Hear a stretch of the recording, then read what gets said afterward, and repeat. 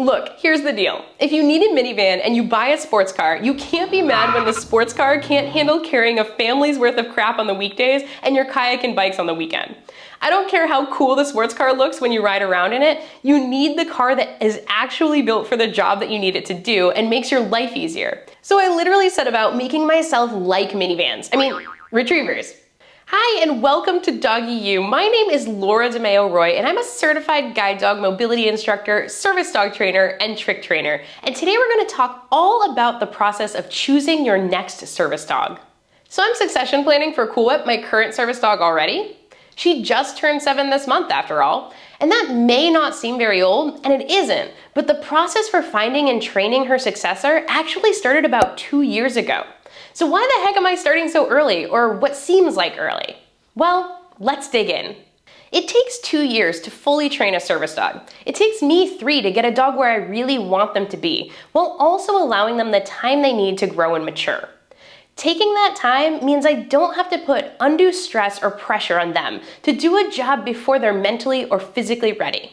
As a result, if I get a dog in the next year, Whip will be over 10 years old before I have my next service dog trained to the level that I want. Whip was never supposed to be a service dog. She wasn't purchased for that reason, and she's not ideally suited for the job for a variety of reasons. And even though she's an excellent service dog, I really lucked out, I always knew that she was a stopgap until I could find a more appropriate dog. Basically, I knew from the beginning that I wanted to retire her relatively early. As an aside, I get asked a lot if a Coolie is a good choice for a service dog, and my answer is no. If you want to learn more about why that's the case, I'd be happy to do a separate video on it. Just let me know down in the comments below. Now let's talk about the most important aspect of why I started this process so early. Good breeders typically have a waiting list, and I wanted to be able to vet and visit a bunch of breeders prior to selecting the one I was going to choose. Here's a summary of my comprehensive process that you can use to increase the likelihood of finding a suitable service dog. Note that this does take time and resources, and you'll likely find that the right dog for you isn't necessarily local to you. I had to identify the breed of dog I was going to choose, and there were a lot of considerations that went into this. In fact, this is a whole separate topic that I'll be covering in my Service Dog 101 course when it comes out this fall. Go to doggyu.com to sign up for the newsletter to get notified when it comes out, along with a special discount for my subscribers. After narrowing down the breed, I researched a lot of breeders online looking for certain key characteristics and raising practices. I'll link a guide to choosing a breeder down below. Then I followed the breeder's social feeds and the accounts of the people that own those dogs. But remember, social media is just a highlight reel. I've seen dogs that I liked online that didn't fit what I was looking for when I visited in person. Next, I emailed or called about 10 of these breeders before making a short list of potential options. The nice thing is that some breeders will give you alternative breeders to look into if they don't have exactly what you're looking for. If both the breeder and I thought it was a good fit, I would try to meet with the breeder in person. But in some instances, they were quite far away. Before committing to a 20-hour trek, I sought out current owners of their dogs locally. Ideally, I tried to meet with the owner in person so that I could see the dog for myself, but in some instances, there were no local owners nearby. In these cases, I set up a phone or video call. Again, it's always good to see the adult dogs from the breeder with your own eyes, but be mindful of etiquette. Before requesting to meet with someone, make sure you are seriously considering that breeder. You don't want to waste people's time. Also, if you're not familiar with assessing dogs, I highly recommend that you bring a qualified service dog trainer along to help you not only assess this breeding, but also how it might fit your particular needs. So if the breeder was nearby, or if the meeting with the local handler went well, the next step was to go visit the breeder at their home. Yes, I wanted to see the parents and their facilities, but I also wanted to see the dogs in action in public. Seeing the dogs in public, be it at a dog sports event or a park, allows me to assess and see how they react to new environments, which is critical for any service dog. I also want to allow time to develop a relationship with my breeder so that they can help select a breeding pair that is likely to produce the attributes that fit my needs. A breeder should be a resource to you not only in selecting the breeding pair, but also the specific puppy and throughout the life of the dog. Assuming all goes well and the breeder and I are in agreement on the breeding, now is the time to get on the waiting list. It's possible that this breeding may not occur for several months or even a year. And once they're bred, between gestation and a minimum of 8 weeks with their mother, it'll still be another 4 months before taking home a puppy. Given all of those steps that I just described, you can understand why I started this process a few years in advance. It takes time if you're gonna do your due diligence. And hey, if you're liking this video so far, be sure to head on down and boop that like button. It lets me know that you're getting value from these videos and want to see more. Cool Whip Jake and I would be so grateful. Planning for uncertainty. Another reason why I started so early is stuff happens. Not all service dogs are able to have a career into the double digits. Some will unexpectedly retire for health or other reasons. Having a plan for your next dog will help you if you're forced to unexpectedly retire your dog.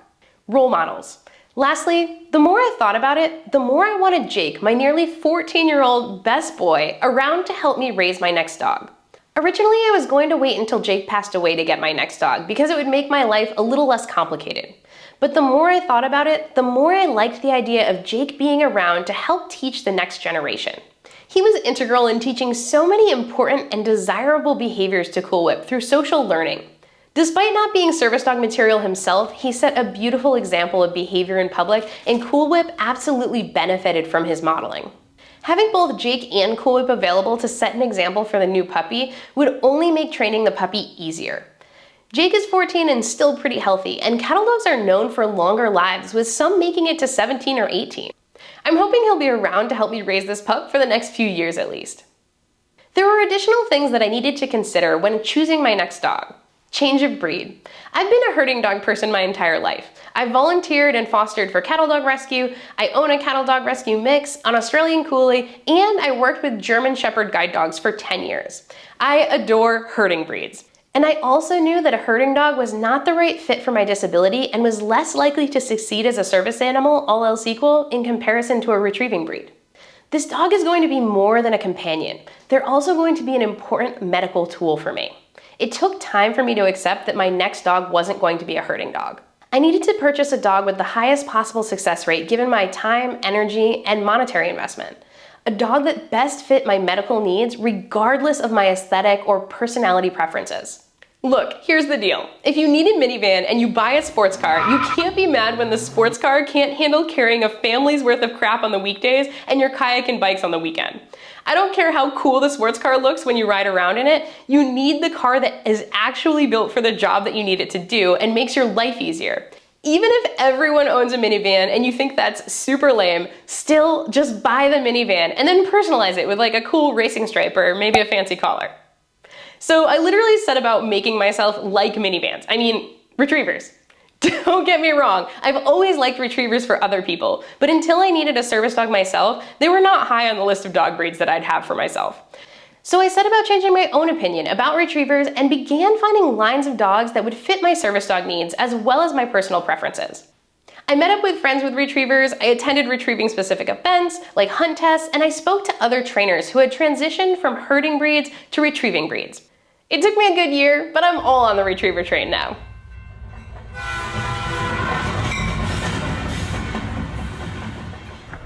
Lining up resources. Getting in with a vet, into puppy class, and even finding a pet sitter can take time. I wanted to have time to line up my team well before the puppy came along.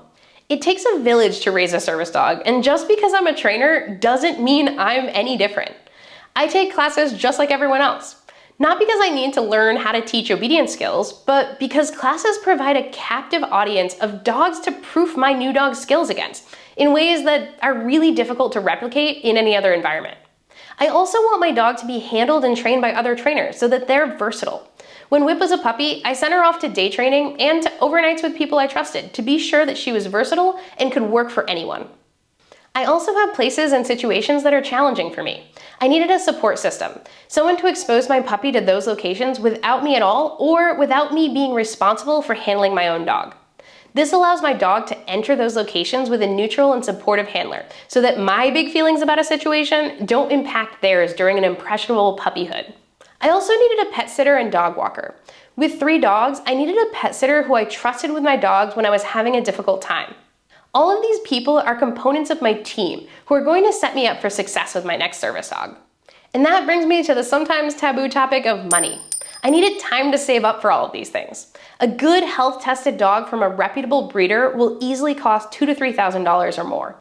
This does not account for transport or vetting in the first year, which can easily run you another $1,000. I also wanted to purchase health insurance after Cool Whip needed $14,000 worth of care between 2 and 4 years old. Prior to her, I had self-insured, meaning I had put away money every month in a rainy day fund to pay for unexpected veterinary expenses. Well, I burned through that fund in the first 6 months of her medical issues at the time, and with that experience, I knew that I wanted pet insurance from day one for the new puppy. All of that, plus the cost of training classes, pet sitters, quality pet food, it all adds up. So I started saving for these known expenses 2 years ago. The commitment. I also had household considerations that I wanted to prepare for. While both of my dogs get along with each other without conflict and can work around any dog without issue, they can be dog selective in the household. This means I had to prepare for thoughtful and slow introductions at home, creating safe spaces for the older dogs to get a break from the puppy, as well as lining up resources that I might need, like another training friend to do parallel walking sessions during our introductory period. Managing 3 dogs and all of their unique needs successfully will be a sizable commitment, and I wanted to be sure I was ready for it. I'll also be working on reinstalling some behaviors that I let slide as the dogs get older. For example, while it doesn't bother me at all for my dogs to be sitting on the couch while I eat, I will need them to go back to laying on place during meals to set a good example for the puppy. So my older dogs will be going back to boot camp to prepare to set a good example for a young puppy that will have to be managed more than my current dogs need. This will set everyone in the house up for success, so stay tuned for that video by subscribing and hitting that little bell button. And as a side note, and much of this will be covered in my Service Dog 101 course, but it's important to have the current dogs in the house trained before adding a new puppy to the mix. So with those things in mind, I started this journey towards my next service dog 2 years ago, and I want to take you along with me as I go through the next phases. Over the next few years, I'm going to show you a window into my life as I train and raise my next service dog. I'm going to show you the training part, of course, but I'm also going to show you the realities, both my successes and learning opportunities when things don't go the way I hope they would. This is going to be an exciting and adorable year to come. While a ton will be documented here on YouTube, if you want front row seats with backstage passes, be sure to join me over on Patreon at patreon.com/doggyu for as little as $3, where you'll get access to my monthly live Q&A, as well as over 150 videos that aren't available here on YouTube. And if you want a peek into how I raise puppies, check out this video here, where you can watch me raise an 8-week-old German Shepherd guide dog puppy. It's pretty similar and a good taste of what's to come, but with pointier ears. You all have an awesome day and happy training.